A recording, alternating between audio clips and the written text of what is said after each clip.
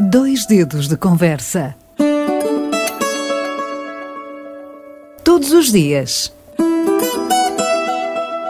Dois dedos de conversa. Uma rúbrica de João Figueiras e convidados. Na Alvor FM. De novo, à conversa com o nosso arquiteto Ricardo Camacho, sempre bem documentado nos assuntos que nos traz aos dois dedos de conversa. Olá, Ricardo, bom dia. Olá, bom dia. Olha, hoje vamos, segundo combinamos, hoje vamos falar e abordar o tema da chamada Mata da Rocha, que, se bem me lembro, no início dos anos 80, foi alvo de uma tentativa de derrubarem as árvores. Só que na altura existia um grupo, o Grupo Ecológico de Portimão, o Verde, de malta finalista do 12º ano, que enfrentou as máquinas ferozes e que o atentado ficou ali por meia dúzia de eucaliptos e felizmente que conseguimos preservar aquela mata ali à beira do Rio Arade e que na altura estava de paredes meias com a chamada Ponta da Areia. Hoje vamos voltar um bocadinho a esse tema e sei que o nosso arquiteto Ricardo Camacho está bem documentado sobre a tão falada Mata da Rocha. Sim. Há projetos que são precedidos de um plano. Portanto, quando falamos hoje da construção na Mata da Rocha, não estamos a falar de uma proposta ou de uma hipótese, estamos a falar de um tema muito concreto, porque o plano de urbanização, o famoso plano de urbanização, o P5, não é? Que vem desde Portimão até à Mata da Rocha, e que define toda uma frente urbana para Portimão, já prevê as condições de construção naquela zona que são muito claras, não é? Uhum. Aquilo que provavelmente tem retardado um pouco o processo é realmente a condição natural daquele sítio. E como o João falava e muito bem, a questão natural é muito sensível. Estamos a falar de uma zona com um risco de inundação relevante.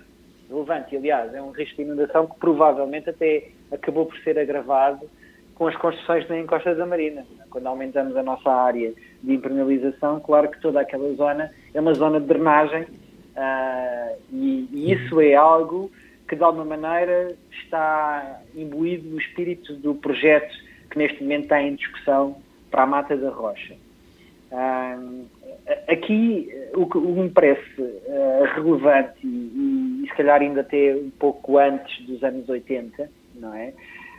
É um pouco esta questão da relação entre a paisagem e a cidade, que é uma coisa que nós falamos imenso nas sessões anteriores entre Ferragudo e Alvor. E que hoje, especialmente em Ferragudo, estão na agenda do dia com a questão dos cruzeiros, não é? E o que é facto é que estamos a falar de um processo que acabou por ser iniciado lá muito atrás. Ou seja, se nós olharmos para aquela famosa aguarela, uma aguarela muito conhecida, circula muito umas imagens que são as primeiras representações da Barra de Portimão do início do século XIX, uhum. E em que aparece o convento. O convento ao fundo, não é? O convento aparece em primeiro plano. O que aparece ao fundo é o Colégio dos Jesuítas e a Igreja Matriz de Portimão, porque toda aquela zona do Sapal era água, não é? Portanto, em maré cheia, a estrada da Rocha, quando chegava ali ao convento, não é? Invertia para dentro, ia para dentro, não é? Pronto. E de alguma maneira, essa imagem, que é uma imagem que também perdurou muito, apesar das fábricas da conserva, que era a Fábrica São Francisco, Facho, e mesmo as fábricas do outro lado, do lado do Poço Frito, do lado de Ferragudo, as fábricas de alguma maneira preservaram essa imagem do Sapal ou das zonas alagadiças. Agora, é lógico que no final do século XIX, quando se começam a construir as muralhas, e depois, no início do século XX, quando se iniciam as dragas e há todo este movimento de terras, claro que toda esta zona da bacia do rio sofre mudanças incríveis, não é? Até à construção dos molhos nos anos 50. Não é? E claro que todo este processo é um processo em evolução. Agora, o grande tema é qual é a nossa relação enquanto cidadãos com este processo. Porque há aqui estes dois lados, não é? E por acaso, o bairro operário ali do Extremal, não é? Da fábrica São Francisco, aquela que chama o Comboio Parado. Comboio Parado, sim. Que já foi abaixo, há uns anos, já foi abaixo. Exato, ou o Arranha-Céus Deitado. De alguma forma, ilustram um pouco este dilema, não é? Que é o dilema entre um espaço que se quer natural ou um espaço que se quer construído. E de alguma maneira, a partir do momento em que se construiu a encosta da Marina, a partir do momento em que construímos o Júpiter da Marina, não é? A partir do momento em que temos o Tivoli na ponta da areia, não é? De alguma maneira, estamos num processo irreversível. Abrem-se precedentes para futuras construções. Exatamente. E, portanto, aquilo que hoje é o argumento, quer dos privados que têm os dois projetos, aliás, são dois loteamentos que estão ali em causa, ou seja, um loteamento na Mata da Rocha, ou seja, atrás da estação elevatória, como que é ver de Cotimão, não é? E outro loteamento onde existia a fábrica São Francisco, ou seja, aquele terreiro todo ali. Estes dois loteamentos, claro que são coisas que, de alguma maneira, neste momento, constituem o argumento de cozer vários bocados de cidade. Ou seja, estamos a falar de unir os agares, a encosta da Marina e a Praia da Rocha como um contínuo urbano, não é? E esse é o argumento. O grande tema aqui é de que forma é que se cose isto e que tipo de espaço representa aquele território ou representará aquele território.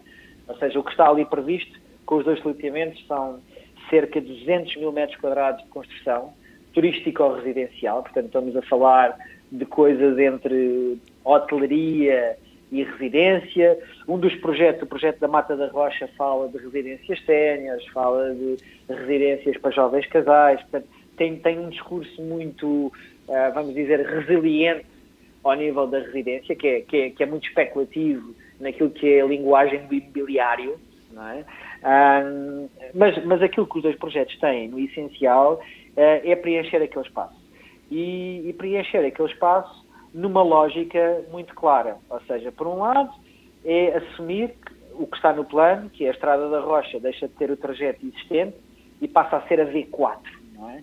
Pronto, ou seja, vem de uma rotunda a sul do Convento de São Francisco, direto para a rotunda que está ali agora, a pequena rotunda antes da grande rotunda, não é? Aquela rotunda da rua que desce da encosta da Marina.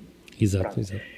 Essa V4 define ou repõe aquela ideia da grande avenida, que é uma coisa que tem piada quando a Câmara fez estas obras agora há pouco tempo, do passeio ali na Estrada da Rocha.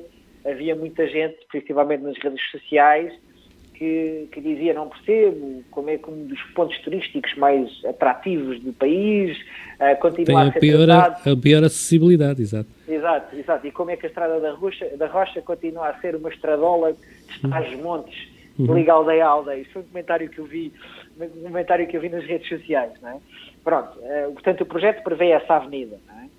E depois prevê duas coisas fundamentais que acabam por estar na estrutura do sítio. Uma é, a Mata da Rocha tem uma linha de água, que de certo o João se recorda nas suas investidas pela mata, que há assim uma zona de drenagem de águas, que é quase que uma linha de água, e portanto essa linha de água tem que ser preservada, e o projeto propõe um corredor verde nessa linha de água, que liga, vamos assim dizer, aquela rua em beco da encosta da Marina, que se chama o Cabo da Boa Esperança, não é? À Marina. Portanto, a ideia é ter esse corredor verde. A meio desse corredor verde há um lago, e quando chegamos à Marina há uma praça, como se estivéssemos, vamos assim dizer, na Expo, em frente à Doca dos Olivais. Não é? Esta coisa de um espaço que se prevê que seja o grande espaço de espetáculo. Onde está o estacionamento? Aquela zona ali onde está o estacionamento perto da Marina. Outrora parque de caravanas, não é? Exatamente, o famoso parque ilegal de caravanas. Não é? Depois, o lago que está no meio do projeto da Mata da Rocha é um nó que articula um outro corredor verde que sobe daí para o convento e que cria então um eixo visual para o Convento de São Francisco. Pronto. A grande questão destes dois projetos é que se o projeto da Mata da Rocha consegue, de alguma maneira, estabelecer a relação entre aquilo que é a encosta da Marina e a Marina, o outro projeto, o projeto da Fábrica São Francisco, é um projeto que fica ali um pouco entalado, vamos assim dizer, entre esta V4 derivada de uma estrada da Rocha e o da Marinha e o terminal de cruzeiros. E este parece-me ser o grande problema do plano urbano. Ou seja, de alguma maneira, o plano urbano acaba por ser pouco chino, vamos assim dizer. Ou seja, o plano urbano, ao definir só estas zonas, na sua densidade e no seu uso, não reconhece as dinâmicas da grande escala urbana. Ou seja, o que é ter um porto de cruzeiros. Ou seja, o que se passa é que nós vamos ter uma V4 paralela ao rio, não é? Uhum. E depois vamos ter um feixe de prédios, vamos assim dizer, claro que tem 3 pisos, mas pronto, mas é um feixe de prédios e não temos articulação nenhuma com o terminal de cruzeiros. Ou seja, o terminal de cruzeiros fica enclausurado. Fica ali trancado por esta ocupação. O que me dá a perceber que provavelmente nos melhores sonhos dos políticos desta cidade, a ideia é ter marinas por aí acima até aos taleiros de São José, não é? Provavelmente os cruzeiros vão acabar, 2 para amanhã, a Marinha também 2 para amanhã deixa de ter a importância que tem e o cais da Marinha é ampliado e passa a ser outra marina, e pronto, e se fizermos o alargamento do canal, começamos a ter uma marina também do outro lado de Poço Frito, e entretanto estamos em Sydney, que é um imaginário que provavelmente preenche a ideia de muita gente, não é? E a grande questão é esta, no sentido evolucionista, vamos assim dizer, de que forma é que nós opomos estas duas visões do futuro.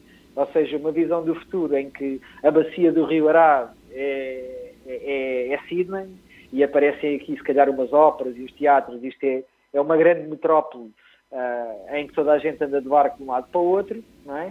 O outro lado, não é? Que é o lado que imagina o território desde Silves ou desde a barragem do Arado até cá abaixo como um território natural e que prevê essa sobrevivência, vamos dizer, de uma condição humana com a existência natural. Uhum. E portanto, isso parece-me ser o grande desafio aqui. Gostava ainda de referir pontos interessantes do Sim, projeto. para concluirmos, Ricardo. Para concluirmos, que tem alguma piada. É assim, eu reparei que nas redes sociais há um tema muito querido, que é o tema de quantas janelas tinha o comboio parado.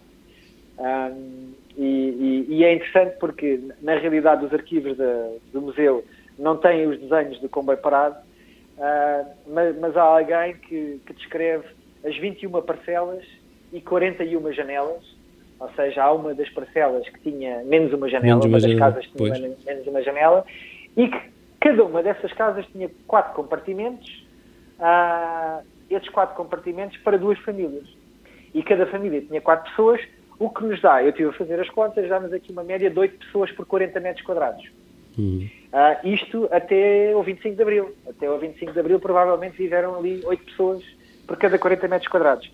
Estes projetos novos que estamos a falar, os 2 loteamentos, prevêem exatamente uma pessoa por cada 40 metros quadrados. Portanto, se nós tivermos que falar em evolução aqui no Extremal, vamos assim dizer, em 50 anos nós passamos de 8 pessoas por 40 metros quadrados para uma pessoa por 40 metros quadrados.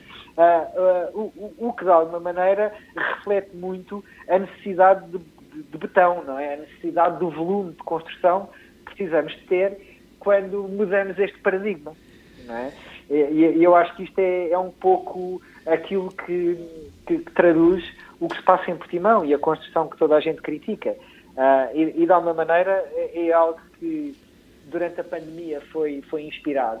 Ou seja, durante este período de Covid falou-se muito do espaço que cada um precisa. E acho que é um grande tema, provavelmente para discutirmos a questão da urbanização, devemos também discutir a questão do espaço que cada um de nós precisa para ter uma qualidade de vida. Obrigado, Ricardo. Temos que ficar mesmo por aqui. Levantaste todas estas questões e bem, vamos ver o que é que o futuro nos reserva. E desde já sugeria falarmos então do outro lado, calhar do outro lado, sim. Ok. Com esta discussão dos cruzeiros e do alargamento e aprofundamento da bacia. Fica combinado desde já. Que me parece que é um tema muito relevante, principalmente, e é um tema que não tem sido discutido, provavelmente onde tem que ser discutido. Eu acho que aqui a grande área a discutir é exatamente mais Parchal do que propriamente Ferragudo. Ou seja, o que serão as grandes transformações que já começaram, não é? Com todo o alargamento de estaleiros na Doca Pesca. E com um futuro de um centro de congressos que vai deixar de ser centro de congressos, provavelmente mais dia, menos dia. E com todas as expectativas em torno do comboio, não é? O que é este sítio que podia ser um parque de caravanas entre a Doca Pesca e o centro de congressos? Sim, senhor. Ficamos por aqui. Obrigado. Ok, obrigado. Até à próxima. Obrigado. Boa tarde. 2 dedos de conversa. Todos os dias. 2 dedos de conversa. Uma rúbrica de João Figueiras e convidados. Na Alvor FM.